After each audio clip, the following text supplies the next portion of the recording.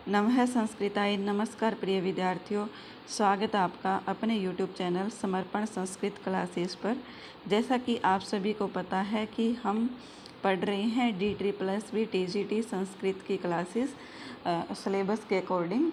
तो हमने अभी तक जितनी भी क्लास ली है उसमें हमारा गायत्री मंत्र हो गया है, स्वस्ति वाचन जिसे शांति पाठ बोला जाता है वो हो गया है, और कल की कक्षा में हमने किया था तैत्तिरीय उपनिषद की शिक्षावल्ली का एकादश अनुवाक, और आज की कक्षा में हम कर रहे हैं संज्ञान सूक्त। अगर आपने अभी तक वो कक्षाएं नहीं देखी है तो आप YouTube चैनल पर जा कर के देख सकते हैं। तो आइए शुरू करते हैं। आज की कक्षा में हम पढ़ेंगे संज्ञान सूक्त, जिसकी संख्या है 10.191। पहले हम इसका बेसिक इंट्रोडक्शन जानेंगे। तो आइए शुरू करते हैं। सबसे पहले तो मैं आपको बता दूं कि अगर आपने अभी तक चैनल को सब्सक्राइब नहीं किया है तो चैनल को सब्सक्राइब कर लीजिए और बेल आइकन भी ज़रूर प्रेस कर लीजिए, ताकि जो भी वीडियो मैं नई अपलोड करूं उसका नोटिफिकेशन आपको मिल सके। अगर आपने अभी तक टेलीग्राम चैनल को ज्वाइन नहीं किया है तो उस टेलीग्राम चैनल को भी ज्वाइन कर लीजिए। हमारे टेलीग्राम चैनल का नाम है समर्पण संस्कृत क्लासेस। अगर आपको ऐसे सर्च करने पर ये चैनल नहीं मिलता है तो मैंने YouTube चैनल के अबाउट में लिंक डाल रखा है, आप वहाँ से भी इसको ज्वाइन कर सकते हैं। ये हमारे टेलीग्राम चैनल का नाम है, आप नाम से भी सर्च कर सकते हैं। और अगर सर्च करने से नहीं मिलता है आपको तो आप इसे अबाउट में जो लिंक दिया हुआ है YouTube चैनल के, वहाँ से जा कर के ज्वाइन कर सकते हैं। ये जितनी भी PDF वगैरह होती है, जब मैं जो भी पढ़ाती हूँ, जो PDF होती है वो मैं आपको टेलीग्राम ग्रुप पर सेंड करती रहूँगी, इसलिए आप उसे अवश्य ज्वाइन कर लें। आइए हम सबसे पहले संज्ञान सूक्त का सामान्य परिचय जान लेते हैं। संज्ञान सूक्त में सबसे पहले हमें इसकी संख्या पता होनी चाहिए। क्या है संख्या? तो इसकी हमने सूक्त संख्या, जैसे कि हमने थंबनेल में भी लगा रखी है, इसकी सूक्त संख्या है 10.191। 10.191 का मतलब क्या है यहाँ पर? तो यहाँ पर 10.191 का मतलब है कि 10वां मंडल, 10वां यह हमारा मंडल हो जाएगा, और 10वें मंडल का 191वां सूक्त।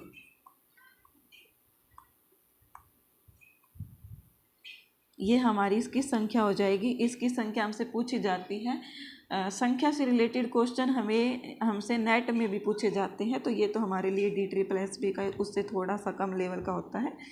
तो ज़रूरी नहीं है कि हमसे ये संख्या पूछी जाएगी नहीं जाएगी, लेकिन आपको ये याद अवश्य रखनी है कि संज्ञान सूक्त की जो संख्या है 10.191 है। ऋग्वेद, और ये हमसे ये पूछा जाएगा कि जो ये सूक्त है संज्ञान सूक्त, ये किस वेद से संबंधित है? तो ये हमारा हो जाएगा संज्ञान सूक्त ऋग्वेद से संबंधित है। आप साथ साथ नोट्स बनाते चलें, आपके लिए हेल्पफुल रहेगी। आप PDF के चक्कर में ज़्यादा ना रहा करो। जितना आप अपने हाथों से नोट्स बनाओगे उतना ही आपको अच्छे से याद रहेगा, और आप उसको रिवीजन के टाइम में जल्दी जल्दी से देख करके जो 1 या 2 घंटे का टॉपिक है उसको आप 10 मिनट में कवर कर सकते हो। इसलिए आप अपने हाथ से स्वयं नोट्स बनाया करो, बाकी आपकी इच्छा है। सॉरी, ये डिलीट हो गया।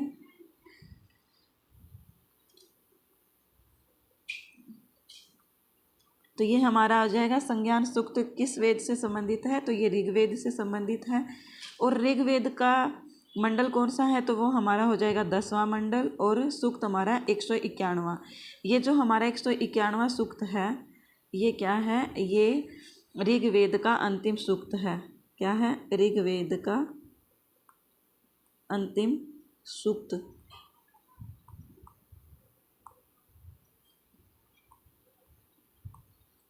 अगर हमसे पूछ लिया जाए कि ऋग्वेद का अंतिम सूक्त कौन सा है, तो वो हमारा हो जाएगा संज्ञान सूक्त।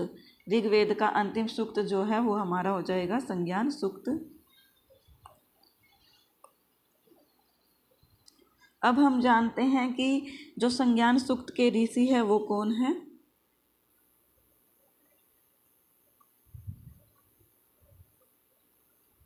सूक्त के ऋषि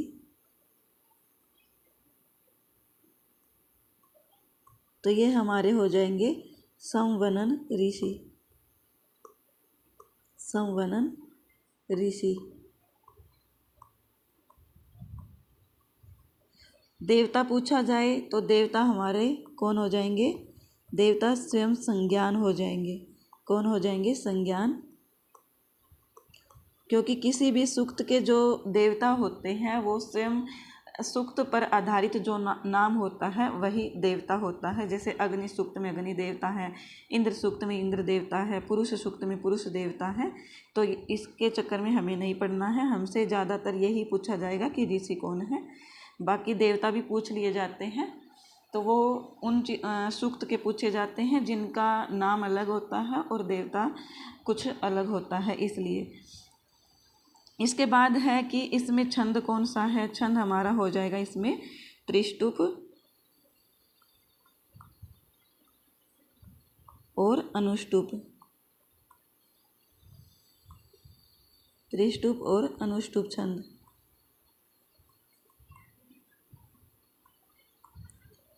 अगर संज्ञान सूक्त में कुल मंत्रों की संख्या पूछी जाए तो यहाँ पर कुल मंत्र हमारे हो जाएंगे 4। कितने, 4। बिल्कुल छोटा सा सूक्त है ये संज्ञान सूक्त, इसमें सिर्फ और सिर्फ 4 ही मंत्र हैं। और देवता से रिलेटेड हमसे ये भी पूछा जा सकता है कि मतलब कि संज्ञान सूक्त तो हमें पता ही है कि जैसा नाम से स्पष्ट है तो इसके देवता संज्ञान होंगे, लेकिन जो इसका पहला मंत्र है संज्ञान सूक्त का, इसमें अग्नि की भी स्तुति की गई है। तो अगर हमसे ऑप्शन में अग्नि दे दिया जाए संज्ञान सूक्त के देवता तो हमें अग्नि भी मानना है। अगर हमसे ये पूछ लिया जाए ऑप्शन ए या बी दोनों सही है, सी या डी दोनों सही है, तो हमें संज्ञान अग्नि मतलब अलग अलग होगा, दिया होगा। और अगर ऐसे पूछ लिया जाए कि संज्ञान प्लस, जैसे संज्ञान पूछ लिया जाए ऑप्शन नंबर 1, ऑप्शन नंबर 2 हमसे पूछ लिया जाए अग्नि, और ऑप्शन 3 हमें दे दिया जाए जिसमें संज्ञान प्लस अग्नि दोनों हो, संज्ञान प्लस अग्नि दोनों हो, तो हमें तीसरा ऑप्शन टिक करना है, न कि पहला और दूसरा। क्योंकि संज्ञान सूक्त का जो पहला मंत्र है उसमें अग्नि देवता की स्तुति की गई है। किसकी स्तुति की गई है, अग्नि देवता की। तो आइए हम मंत्र से शुरुआत करते हैं इसके। आई होप आपको ये सामान्य परिचय समझ में आ गया होगा।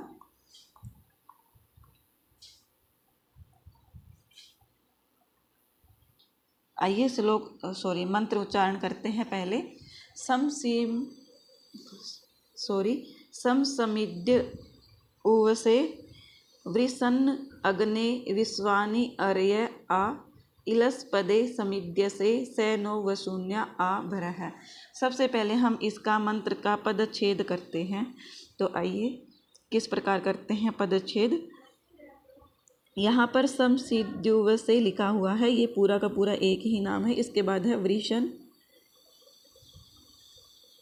वृषण प्लस अग्नि, चाहे प्लस ना भी लगाओ यहाँ पर।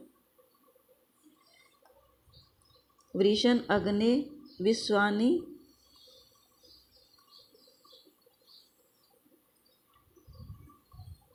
अर्य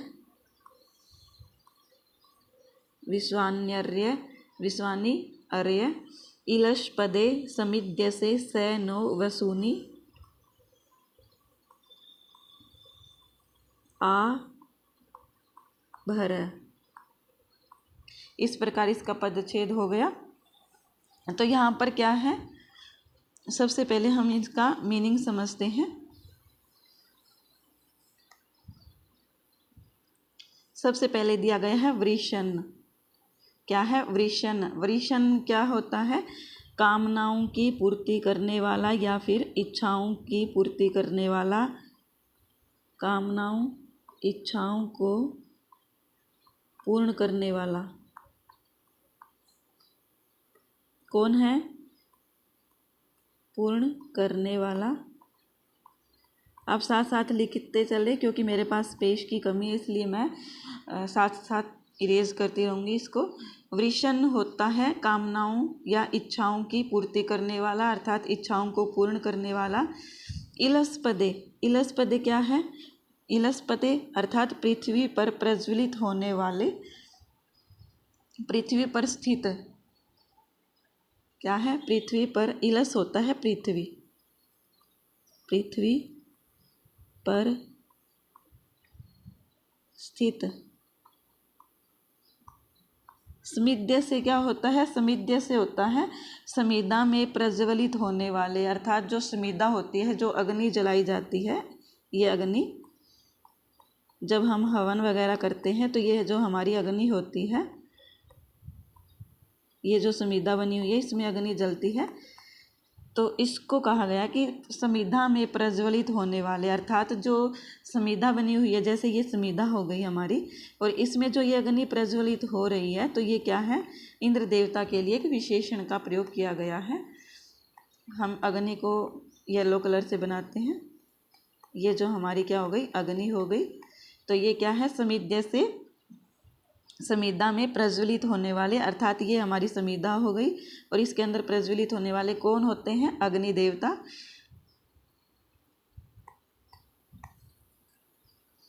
इसमें कहा गया कि हे वृषण अर्थात कामनाओं की पूर्ति करने वाले, इच्छाओं की पूर्ति करने वाले, इलस्पदे पृथ्वी पर स्थित समिधा में प्रज्वलित होने वाले, ये समिधा में स्थित प्रज्वलित होने वाले अग्निदेव। अग्नि यहाँ पर अग्नि शब्द से लिया गया है, अग्निदेव, अग्निदेव या अग्निदेवता। विश्वानी। विश्वानी का मीनिंग क्या होता है? संपूर्ण विश्व के। क्या है? संपूर्ण विश्व के, या फिर पूरे विश्व के या सारे संसार के। अर्य मतलब होता है शत्रु। क्या है? अर्य अर्थात शत्रु। यहाँ पर दो शब्द है, विश्वानी प्लस अर्य, तो यहाँ पर विश्वानी का मीनिंग हो जाएगा संपूर्ण विश्व के, और अर्य का अर्थ हो जाएगा शत्रु, अर्थात संपूर्ण विश्व के शत्रु। समसमिद्युव से, इसका मीनिंग क्या हो जाएगा? समसमिद्युव से अच्छी तरह से एकत्रित करो, इकट्ठा करो। क्या इकट्ठा करना है?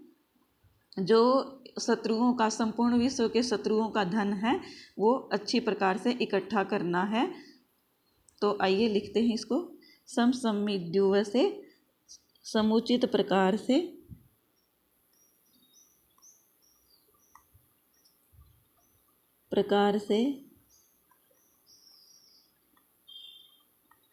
एकत्रित करो।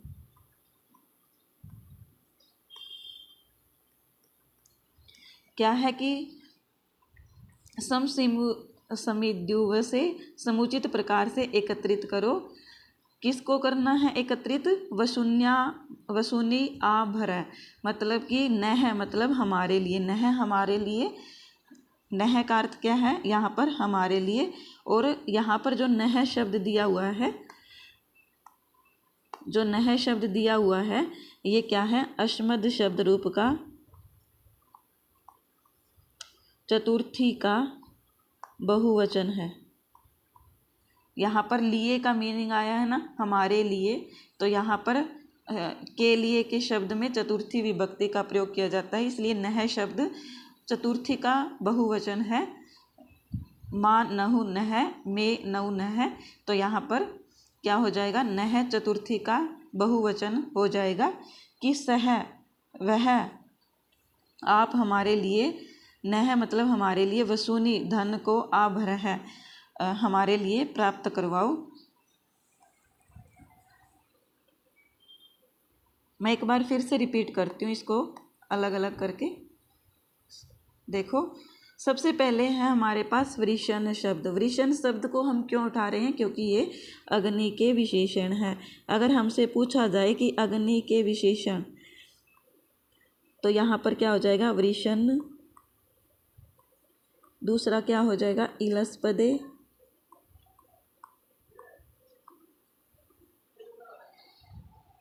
समिद्य से।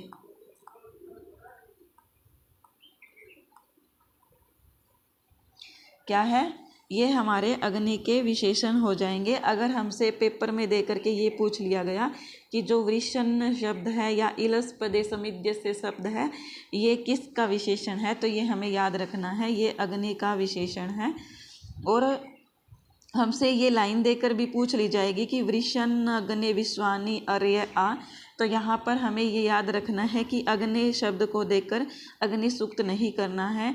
ये कहाँ पर आया है? ये हमारे संज्ञान सूक्त में आया है, इसलिए हमें ये विशेष रूप से ध्यान रखना है। इस प्रकार के प्रश्न हमसे पूछे जाएंगे। सूक्त से रिलेटेड उनके मतलब देवता के विशेषण पूछे जा सकते हैं, और किसी शब्द का अर्थ पूछा जा सकता है, और ये सूक्ति देकर ये पूछा मतलब ये मंत्र की कोई लाइन देकर ये पूछा जा सकता है कि ये कहाँ से लिया गया है, कौन से सूक्त से है, तो ये हमें विशेष रूप से ध्यान रखना है। एक बार फिर से इसकी एक्सप्लेनेशन कर लेते हैं, व्याख्या कर लेते हैं। तो वृषण शब्द है, यहाँ पर वृषण है कामनाओं की पूर्ति करने वाले। इलस्पदे समिद्य से, इलस्पदे समिद्य से होता है हमारा जो पृथ्वी पर स्थित समिधा है उसमें प्रज्वलित होने वाले अग्नि अर्थात अग्नि देवता। विश्वानी संपूर्ण विश्व के, अर्य अर्थात शत्रु का, समिद्युव से समुचित प्रकार से, धन को वसूनी आ भर, धन को नह हमारे लिए प्राप्त करवाओ। मतलब कि जितना भी धन है शत्रुओं के पास, जो संपूर्ण विश्व के शत्रु हैं उनके पास जितना भी धन है वो हम हमारे लिए मतलब हम अच्छे लोगों के लिए प्राप्त करवाओ, ऐसा इसमें कहा गया है। और इसमें कौन बोल रहा है? हमसे ये भी पूछा जा सकता है कि ये लाइन किसने बोली है, तो ये सूक्ति या ये मंत्र की लाइन बोली गई है संवनन ऋषि द्वारा। संवनन, क्योंकि जो वक्ता होता है वो ऋषि होता है और देवता जो होता है उसकी स्तुति की जाती है, तो यहाँ पर जो बोलने वाला है संज्ञान सूक्त में वो संवनन ऋषि होगा।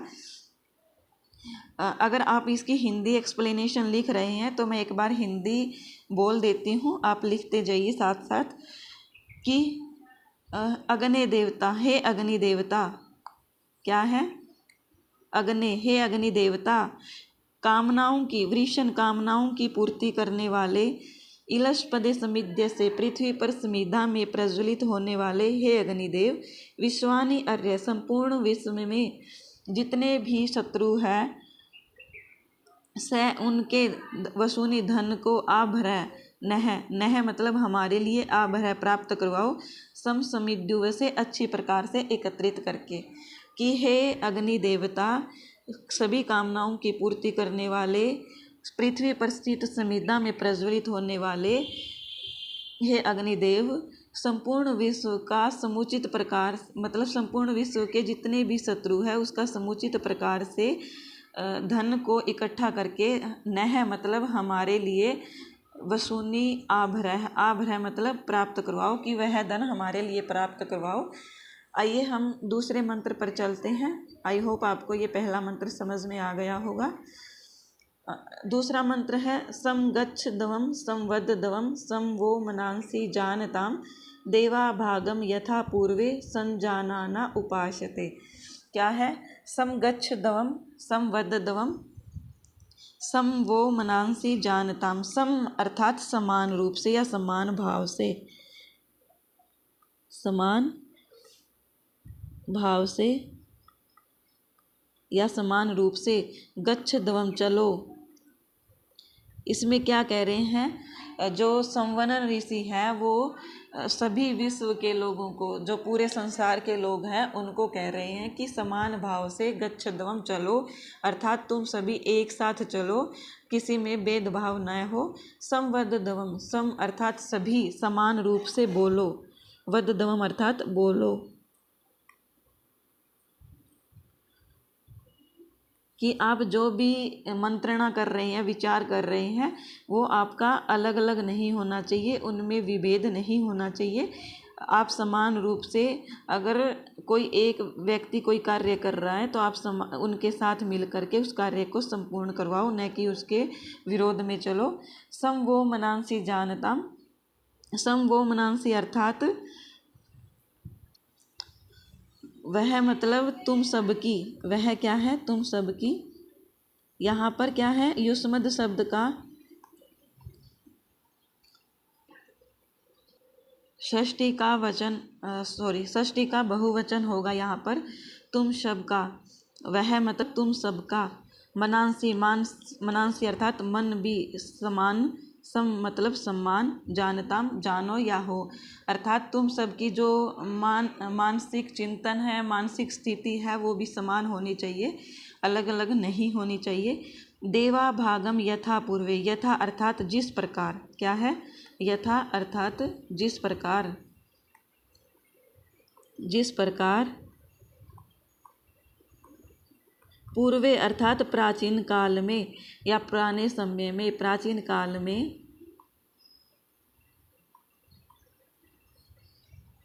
देवा भागम, देवा भागम अर्थात जो देवता है वो भागम अपने अपने भाग को ग्रहण करते थे।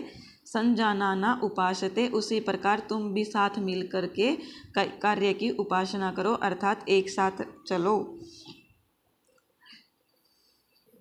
क्या कहा गया है, देखो दोबारा, सम गच्छ दवम सम वद दवम सम वो मनांसी जानतम, अर्थात सम अर्थात समान रूप से, क्या है, सम अर्थात समान रूप से, गच्छ दवम अर्थात चलो, कि तुम एक साथ चलो। किसको कहा गया है और कौन कह रहा है, संवनन ऋषि सभी विश्व के लोगों को ये बात कह रहा है। तो यहाँ पर क्या हो जाएगा, सम गच्छ दवम अर्थात तुम सब एक साथ चलो, संवद दवम एक साथ बोलो, एक समान बोलो, अर्थात तुम्हारे जो विचार है, बोलना है, वो अलग अलग नहीं होना चाहिए। सम वो मनांसी जानता, तुम्हारी जो मानसिकता है, जो मन के अंदर विचार आते हैं, वो भी समान होने चाहिए, अलग अलग नहीं होने चाहिए।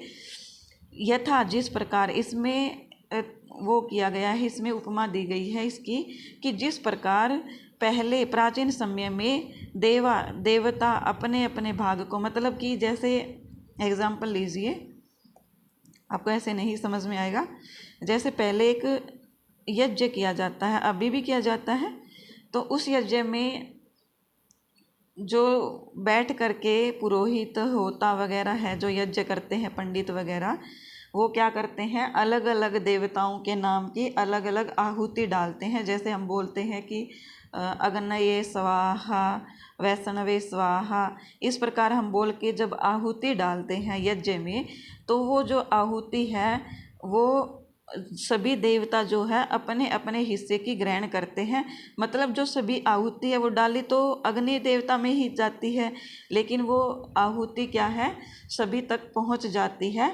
इसी प्रकार क्या कहा गया है, सभी तक पहुंच जाती है और सभी अपना अपना हिस्सा ग्रहण कर लेते हैं। क्या है, सभी बिना किसी भेदभाव के, ये नहीं कहते कि पहले मेरी उपासना नहीं की, पहले मेरी उपासना नहीं की। सभी देवता, चाहे किसी देवता की अंत में बारी आए या फिर किसी देवता की स्टार्टिंग में, तो जिसकी अंत में बारी आती है वो देवता ये नहीं कहता कि मैं ये जो क्या कहते हैं हवि है ये ग्रहण नहीं करूँगा क्योंकि मुझे अंत में उच्चारित किया गया है, ऐसा नहीं होता। वो समान भाव से अपने अपने भाग को ग्रहण करते हैं, उन्हें चाहे किसी भी समय दिया गया हो। इसी प्रकार हम सभी को, अर्थात जो संपूर्ण विश्व के व्यक्ति हैं, उनको समान रूप से चलना चाहिए, समान रूप से बोलना चाहिए और उनकी मानसिकता भी समान होनी चाहिए। इस प्रकार हमें संजानाना उपासते अर्थात सत्य का पालन करना चाहिए। आई होप आपको ये समझ में आया होगा। अगर आपको क्लास समझ में नहीं आती है तो आप कृपया करके बताया करो, ताकि मैं उसको और अच्छे से करवा सकूं। इसके बाद है तीसरा मंत्र, समानो मंत्र है, समिति ही समानी समानम मनः सह चित्तम एषाम समानम मंत्रम अभिमंत्रये वह समानेन वो हविषा जुहोमि। क्या है, समानो मंत्र है, समानो अर्थात समान हो, क्या हो, समान। मंत्र है अर्थात मंत्रणा या विचार, कि हम सब के जो विचार है, संपूर्ण विश्व के लोगों के जो विचार है, मंत्रणा है, जो सुझाव है, वो क्या है, समान होने चाहिए। समिति का अर्थ क्या है, सभा। क्या है, सभा। समानी, सभा एक ही होनी चाहिए। समानी अर्थात सभा भी समान होनी चाहिए, अलग नहीं होनी चाहिए। सभा भी समान होनी चाहिए। समानम मन है, क्या है, समानम मन है अर्थात हमारा मन भी समान होना चाहिए।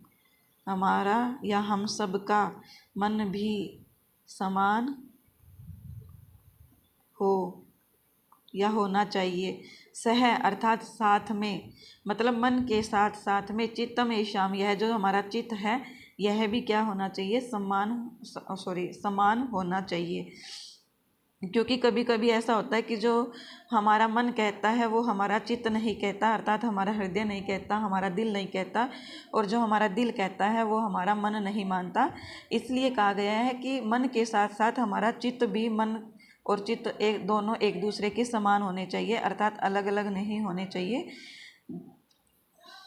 जैसे आप कभी कभी किसी नए कार्यों को शुरू करते हैं तो आपके मन में ये आता है कि क्या मैं इस काम को कर पाऊँगा, क्या ये काम सक्सेस हो पाएगा।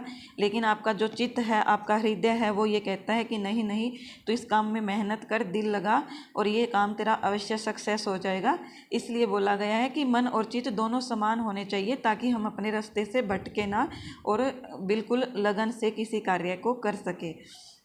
इसके बाद है दूसरी लाइन हमारा, समानम मंत्रम भी। मैं इसको इरेज कर देती हूँ। समानम मंत्रम अभिमंत्रये वह समानेन वो हविषा जुहोमि। क्या है, अभिमंत्रणा, मंत्रये, यहाँ पर ये शब्द जुड़े हुए हैं, अभिमंत्रये। अभिमंत्रये, अभिमंत्रे अर्थात अभिमंत्रणा करना, किसी चीज़ के बारे में सुझाव देना, अपने विचार रखना, अपनी संकल्प बताना, अपना निर्णय लेना, अभिमंत्रणा कहलाता है। तो ये हमारा हो जाएगा अभिमंत्रणा। वह हो जाएगा हमारा तुम सबका, षष्ठी विभक्ति का बहुवचन। हमने ये पहले जाना कि हम सबका, तुम सबका, वह अर्थात तुम सबका, अभिमंत्रणा, तुम सबकी अभिमंत्रणा भी समान होनी चाहिए। ये सब होने पर ही संवनन ऋषि कहता है कि वह तुम्हारे लिए हविषा अर्थात हवि के माध्यम से जुहोमी, यज्ञ करूँगा। जुहोमी क्या है, यज्ञ करूँगा। क्या कहा गया है, एक बार फिर से समझते हैं। समानो मंत्र है अर्थात हम सबकी मंत्रणा, मतलब जो संपूर्ण विश्व के लोग हैं उनकी मंत्रणा, उनके विचार, उनके सुझाव समान होने चाहिए। समिति ही होता है सभा। सभा समान होनी चाहिए, अर्थात सभा भी एक ही होनी चाहिए। सभा में जितने भी लोग बैठे हैं उन सब की एक ही बात होनी चाहिए, और ये न हो कि यहाँ पर एक सभा हो रही है, दूसरी जगह यहाँ पर एक सभा हो रही है, यहाँ पर एक सभा हो रही है, तो इससे ये अच्छी बात नहीं होती है। इसलिए यहाँ पर सभा पूरे की पूरी पंडाल में या जितने, मतलब एक जगह पर एक ही सभा होनी चाहिए, अलग अलग नहीं होनी चाहिए। और सभा में जितने व्यक्ति हैं उनके विचार भी समान होने चाहिए। इसके बाद है समानम मन है, मन भी समान होना चाहिए, और मन के साथ साथ चित्त भी समान होना चाहिए। क्या है, मन के साथ साथ चित्त भी समान होना चाहिए, अर्थात अलग अलग अगर हमारा मन और चित्त होगा तो हम किसी कार्य को लगन से नहीं कर पाएंगे। इसके बाद है समानम मंत्रम अभिमंत्रये, कि जो हमारी अभिमंत्रणा है, संकल्प है, हमारे जो निर्णय हैं वो भी समान होने चाहिए, कि जो भी हम डिसीजन ले वो समान होने चाहिए सभी व्यक्तियों के मिल करके। वह समानेन में, वह मतलब हम सबका, क्या है, हम सबका सॉरी वह मतलब बार बार हम सबका याद आ रहा है, वह मतलब तुम सभी के संकल्प या निर्णय को भी समान होने चाहिए, मतलब तुम सबके निर्णय भी समान होने चाहिए। वो हविषा जो होमी, वो मतलब तुम्हारे लिए हविषा, हविषा से या हवि से, जो होमी मतलब यज्ञ करूँगा। ये सब ऊपर वाली स्थिति दी गई है, ये सभी अगर समान होगी तभी मैं तुम्हारे लिए हवि के माध्यम से यज्ञ करूँगा, अन्यथा यज्ञ नहीं करूँगा। मुझे लगता है कि आपको समझ में आ गया होगा। आगे हम चौथा वो करते हैं, ये बिल्कुल आसान सा, ये आपने पहले भी पढ़ा होगा NCERT की बुक में। समानी व आकुति ही समाना हृदयानि वह समानम अस्तु वो मनो यथा वह सुसहासति। क्या है? समानी व आकुति। आकुति ही का मीनिंग एस्टेट के एग्ज़ाम में पूछा गया था कि आकुति ही का मीनिंग यहाँ पर क्या है, तो ये हमें पता होना चाहिए। इसका मीनिंग हमारा हो जाएगा संकल्प या फिर विचार हम बोल सकते हैं, मंत्रणा बोल सकते हैं, लेकिन बुक के अकॉर्डिंग हमें ये संकल्प ही याद रखना है। NCERT के बुक में आकुति का मीनिंग संकल्प ही दिया गया है, आकार वगैरह कुछ भी नहीं है। और इसको मन भी कह सकते हैं, क्योंकि जो संकल्प विचार वगैरह होते हैं, मंत्रणा है, वो हम मन के माध्यम से ही करते हैं। तो यहाँ पर आकुति ही का मतलब हो गया कि मन और संकल्प समान ही समान होने चाहिए। वह मतलब तुम सबके, क्या है? वह तुम सबके हृदयानि, हृदय भी समान समान होने चाहिए। संवरण ऋषि कहता है कि जो तुम्हारा आकुति है अर्थात मन है या संकल्प है, वो समान होने चाहिए। वह तुम सबके समाना हृदयानि ही, हृदय समान होने चाहिए। समानम अस्तु वो मनो, समानम अस्तु वो मनो अर्थात तुम्हारा मन भी समान होना चाहिए। यथा वह सुसहासति, यथा वह सुसहासति, यथा अर्थात जिस प्रकार से वह सुसहासति, तुम सबका जो सुसहासति है, संगठन है, वो सुदृढ़ बनेगा, शक्ति रहेगी तुम्हें। मतलब अगर तुम एक अकेले लोग होते हो तो तुम्हें इतनी शक्ति नहीं होती है, और अगर तुम सब मिलकर एक ही लोग बन जाते हो, एक ही व्यक्ति बन जाते हो, तुम्हारा मन एक हो जाता है, तुम्हारा हृदय एक हो जाता है, तुम्हारा संकल्प एक हो जाता है, तो वो क्या हो जाता है? तुम्हारे लिए सुदृढ़ हो जाता है। इसलिए कहा गया है कि तुम सब मिलकर के रहो सुसहासति, वह इसी तभी तो तुम्हारा जो संगठन है वो सुदृढ़ बनेगा। एक बार फिर से देख लेते हैं इसकी व्याख्या।